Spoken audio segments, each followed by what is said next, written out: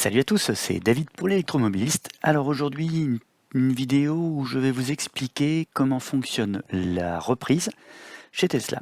Alors, je vais un petit peu vous montrer tout ça à travers cette courte vidéo. C'est parti.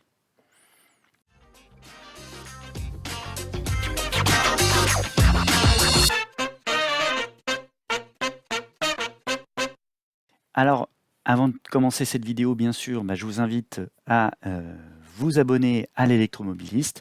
C'est ce qui va faire la survie de cette chaîne, bien sûr. Et puis, si vous êtes déjà abonné, à mettre un pouce en l'air sur cette vidéo. Et puis, si vous voulez vous abonner, n'oubliez pas la petite cloche. Voilà, ça c'est ce que disent tous les youtubeurs. Et moi maintenant, je vais vous montrer un petit peu comment fonctionne la reprise. Alors, la reprise Tesla, alors, ce que j'entends par reprise, c'est en réalité la reprise de votre ancien véhicule pour acheter une Tesla. Donc il faut aller sur ce lien que je mettrai dans la description. Voilà. Alors c'est vrai que si vous n'avez pas ce lien, c'est difficile de le trouver directement dans le compte, en créant un compte Tesla, tout ça, c'est quand même pas évident. Mais effectivement, Tesla fait des reprises. Alors c'était ma grande surprise, hein. J'avais demandé juste par acquis de conscience, voilà, au commercial de Tesla et qui m'avait dit: «Mais oui, bien sûr qu'on fait des reprises». Bon, et donc comment ça fonctionne? C'est extrêmement simple, hein. Vous avez juste à renseigner le numéro VIN donc de votre véhicule, qui est marqué sur votre carte grise, ainsi que le numéro d'immatriculation. Ensuite, une fois que vous êtes là, donc je vais vous montrer, hop, ici j'ai un numéro VIN, numéro d'immatriculation de mon ancien véhicule qui sont toujours en mémoire. Et ici, là, donc, je vais choisir l'année, le modèle. Je vais pouvoir ajouter mes coordonnées.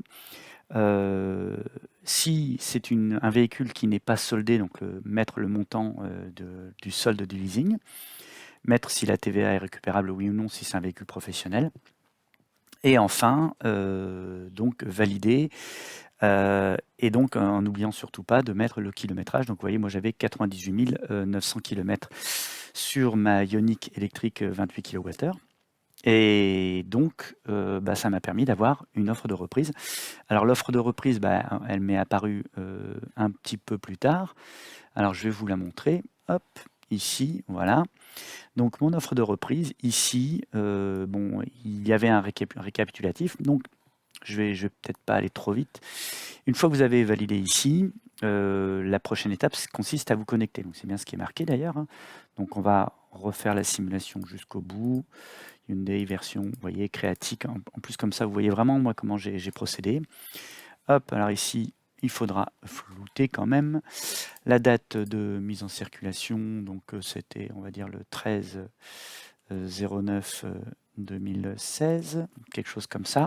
Et le kilométrage était donc à 98 800, TVA récupérable non, pas de leasing. Suivant. Donc là, j'ai encore rien validé, hein, bien sûr, parce que moi, cette simulation... Ah, ça marche pas. Voilà, donc... c'est bizarre que ça n'ait pas marché quand même. Alors peut-être que j'ai pris trop de temps. Non, c'est pas grave. Alors en fait, voilà, on arrive sur une page comme ça, où vous avez un récapitulatif, et vous allez recevoir par la suite un mail. Pas de panique.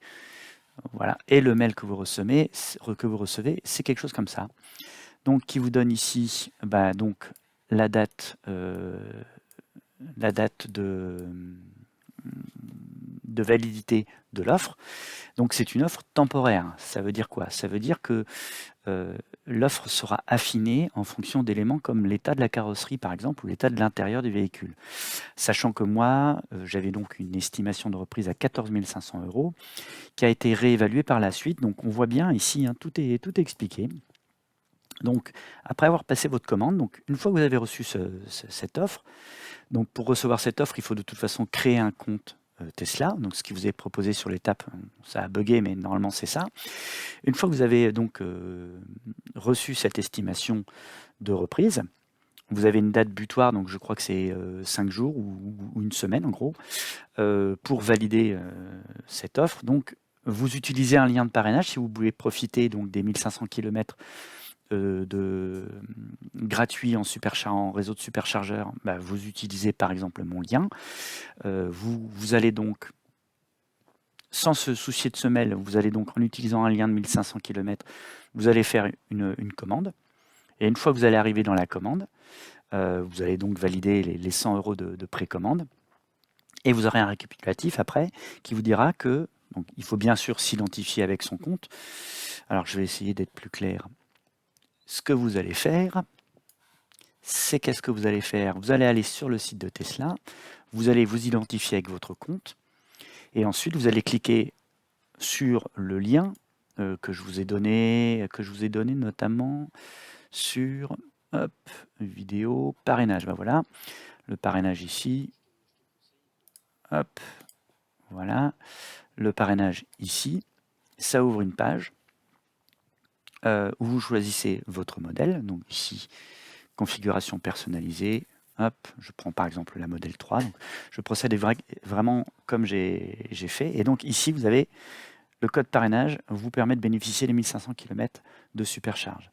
À partir de là, vous pouvez configurer et vous allez vous connecter sur votre compte, puisque de toute façon, il faut avoir créé un compte pour pouvoir valider le paiement.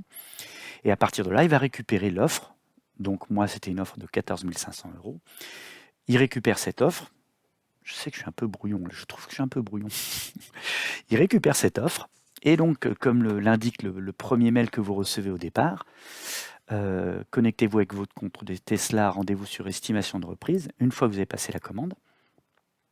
Et vous avez effectivement dans votre compte Tesla, estimation de reprise, et vous allez mettre à jour donc les informations en ajoutant donc les photos. Alors donc c'est pas dur, hein, c'est une photo les 4 côtés du véhicule, donc l'avant, arrière, droite, gauche, et puis l'intérieur, le compteur, les sièges avant, les sièges arrière. Je crois même pas qu'il y avait besoin de faire les sièges, les coffres. Par contre, j'ai quand même fait des photos des roues, mais est-ce que je les ai envoyées? Non, je crois pas. Alors si, j'ai envoyé une photo d'une roue parce qu'elle était un peu rayée. Et elle était une petite rayure dessus. Elle était cabossée. Bon, moi j'avais eu quelques jetons, hein, j'avoue, sur la Ioniq. J'espère que ce ne sera pas la même chose sur la Model 3. Mais donc voilà, j'ai renvoyé tout ça et mon estimation a été mise à jour à 13 000 €. Et moi, j'avais fait un estimatif par un carrossier. J'en avais à peu près pour 1500 € de carrosserie, donc ce qui fait que je retombais sur mes pattes. Donc de 14 500 € à 13 000 €, c'était à peu près les 1500 € que j'aurais perdu si j'avais refait la carrosserie moi-même. Donc voilà, moi ça me convenait tout à fait. Et puis en plus, bon, bah, au niveau de la reprise, une fois que vous avez cette offre de reprise, donc quand vous avez envoyé les photos, là c'est une reprise en dur. Et c'est une reprise qui est valable 60 jours, puisque vous avez déjà commandé votre Tesla. Donc c'est une offre qui est valide 60 jours. Je m'explique. Si vous roulez avec votre véhicule pendant 60 jours, au-delà de 60 jours, vous allez avoir fait peut-être un peu beaucoup de kilomètres. Et donc ces kilomètres, il va falloir les mettre à jour. Alors il se trouve que moi justement, j'ai dépassé les 60 jours de 1 jour. Alors ça a été un petit peu ma crainte, parce que moi mon véhicule, quand je l'ai commandé, je l'avais donc, vous voyez, je l'avais commandé le 24 juin, ou le 23 juin, et j'ai été livré le 24 septembre. Août, pardon, 24 août. Donc 61 jours après la date de commande. Et donc, j'avais passé ces fameux délais de 60 jours. Donc le jour même, le matin même, ou un jour avant, bref, j'ai reçu donc une demande de mise à jour de mon kilométrage. Donc il me posait aussi la question, est-ce qu'il y a des nouveaux dégâts ou pas? Donc je mettais non. Et j'avais rajouté en gros 4000 km. Hein, j'ai à peu près fait 4000 parce que là j'avais annoncé 98 900 km et je l'ai amené chez Tesla. Enfin, quand j'ai fait la mise à jour, j'étais à 102 500 km. Donc voilà, j'ai fait à peu près 4000 km. Et l'offre a été maintenue à 13 000 €. Bon, sachant que j'ai eu un petit peu peur, je me suis dit, j'espère qu'au dernier moment, un jour avant d'aller chercher le véhicule, j'espère qu'on va pas me dire, bon, bah, votre offre, elle a encore perdu 500 ou 1000 €, quoi. Je me voyais pas faire une rallonge de 500 ou 1000 € pour aller chercher ma voiture le lendemain. Donc, ce qui n'a pas eu lieu, hein, parce que bon, c'était un kilométrage anecdotique. C'est sûr que par contre, si j'avais rajouté 20 000 km, bon, faut quand même rouler, hein, peut-être qu'effectivement, il y aurait eu une mise à jour plus conséquente du tarif. Ce qui n'a donc pas eu lieu. Et donc le lendemain, la reprise a été extrêmement simple, mais alors vraiment facile. Alors bien sûr, pensez à faire le contrôle technique, hein, parce que ça, ils ne vous le précisent pas, mais le contrôle technique est estampillé sur la carte grise. Donc pensez bien, quand vous faites la reprise, donc voilà, hop. Pensez bien quand vous faites la reprise tac, voilà, tac. Qu'est-ce que je voulais dire? Quand vous amenez votre véhicule, pensez bien à avoir une carte grise avec un contrôle technique de moins de 3 mois. Donc ça, c'est vrai que moi, à aucun moment ils m'en ont parlé, mais je me dis que peut-être qu'ils auraient tiqué s'ils avaient vu que le contrôle technique était pas bon. J'ai pas vu à aucun moment de demande particulière par rapport au contrôle technique. Il m'a fallu quand même leur donner prouver que la voiture était payée, je crois. Enfin, je sais même pas, non. Non, même pas. Non, ça a été vraiment extrêmement simple. Ils ont demandé 3 papiers, genre la carte grise, l'assurance, voilà, du véhicule, et puis c'est tout. Et puis après, bien sûr, quand vous allez chercher votre Model 3, donc moi, je suis arrivé le matin pour aller chercher ma Model 3 avec la Ioniq électrique. On a fait un tour du véhicule, mais qui a vraiment été extrêmement rapide. Il a regardé le kilométrage, il a pris en photo les jetons moi, que j'avais signalés, il a récupéré le CRO seulement. Hein, il n'y avait pas de câble T2, il n'y avait même pas le gonfleur pneumatique, donc ça m'a permis de le garder, c'est cool. Le gonfleur qui se branche sur allume-cigare, là. Donc ça, voilà, c'était vraiment le minimum syndical. On m'a vraiment pas embêté. Donc il a fait les photos effectivement avec sa tablette. Il avait une tablette où il a pris en photo les nions que moi j'avais déjà précisés, donc pour s'assurer qu'il n'y avait pas de changement par rapport à ça. Il a pris les clés de la voiture et il est parti avec. Et voilà. Et extrêmement simple. Donc, mon avis sur la question, je pense que Tesla ne fait pas de remise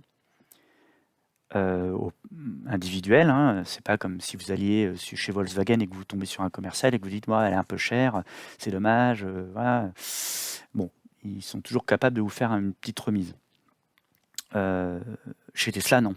Sauf que, à mon avis, la reprise, l'offre de reprise qui est faite chez Tesla, elle était quand même favorable. Moi, j'avais quand même 100 000 km sur mon véhicule et je voulais la vendre dans mon coin, sur le bon coin justement. Je voulais la vendre 14 000 €.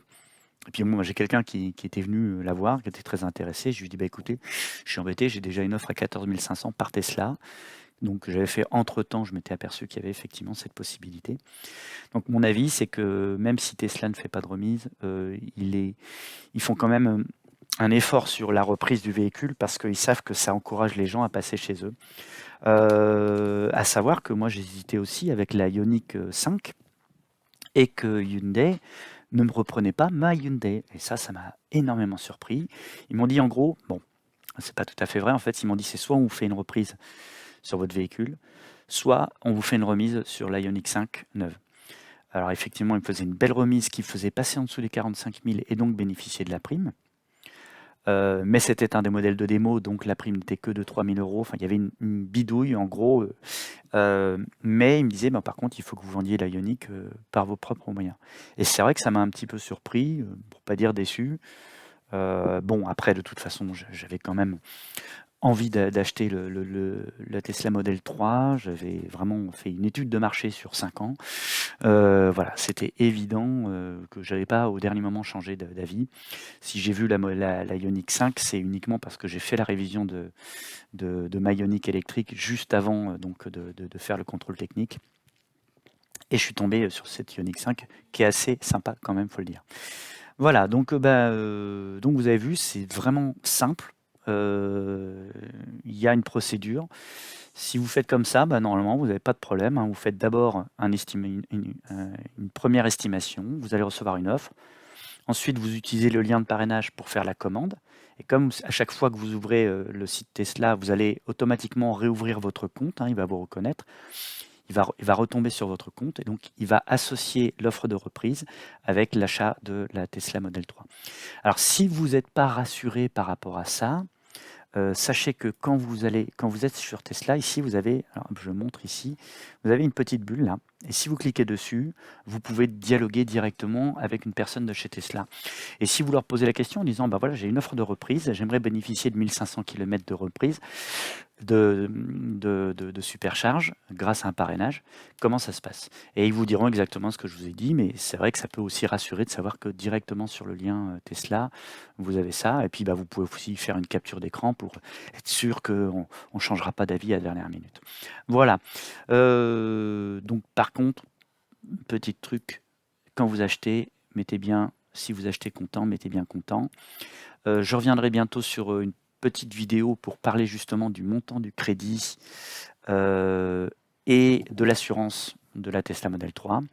J'espère que cette vidéo vous aura servi. Alors je fais cette vidéo suite à la demande de quelqu'un qui justement a une BMW i3 qu'il souhaiterait faire reprendre. Donc bah, j'espère que ça lui servira. Voilà, à bientôt pour un prochain tuto. Ciao.